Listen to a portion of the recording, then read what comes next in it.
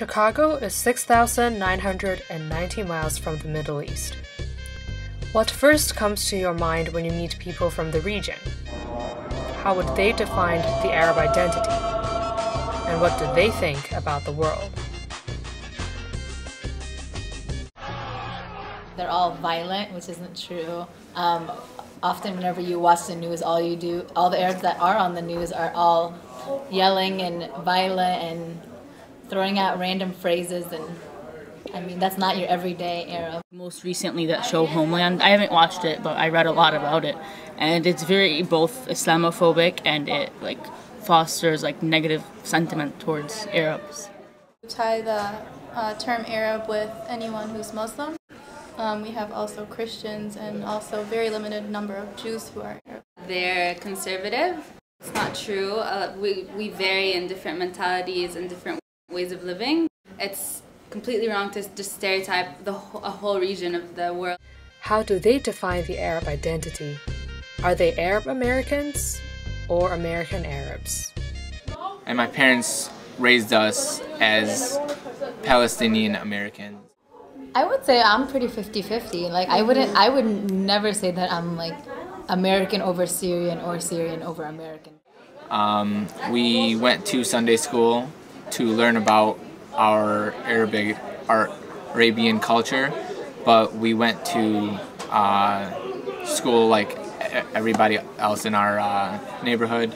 And we also had that extra class on Sunday that we learned Arabic and got to know a little bit more of our culture. Well, I think one main thing is language, because language and culture are so intertwined. I think the Arabic language is very important. We were taught Arabic as young children, that the language really ties us together. We all kind of share, we eat the same foods for the most part, we speak the same languages, and there's just a lot of things we have in common, like how our parents raised us sometimes. It just varies. Even though I've lived here in America, my dad immigrated to America, but he's still, when we were little, he would talk to us in Arabic, and it's really family-oriented. I feel like both shape how I've been raised and how I live, like my American side and then my Arab side, and they work together really well. We go back to Palestine every so often. And I go back to Lebanon every summer. I've always gone back. I used to go to Syria every summer for 3 months. So you can say that a quarter of my life was spent there. So I do feel really connected. The Muslim Brotherhood, the biggest power bloc in the country, Egypt. Although the reasons for the Arab Spring to start were the typical reasons like poverty, hunger, corruption, inequality. Definitely, if I was in Egypt, I would have participated. I'm fortunate to be here while all this unraveled. I would personally agree with the actions that instigated the Arab Spring and then the various revolts that happened around the Middle East. Sort of a system right now where we replaced one system, the Mubarak regime, and right now we have a new regime, the Muslim Brotherhood, and we sort of feel like it's the same system over and over again.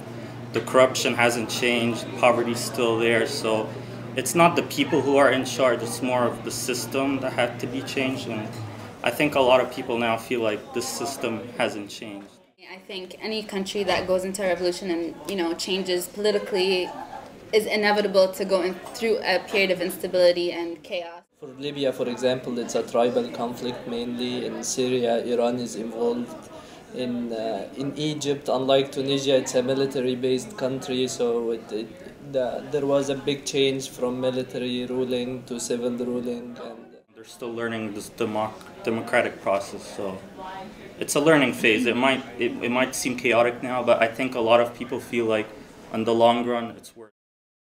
We leave all of our ties back home, like maybe Lebanese people don't get along with Syrian people or something like this. We leave that all behind, and since we're here in America, it's we kind of forget about all those problems and try to become friends.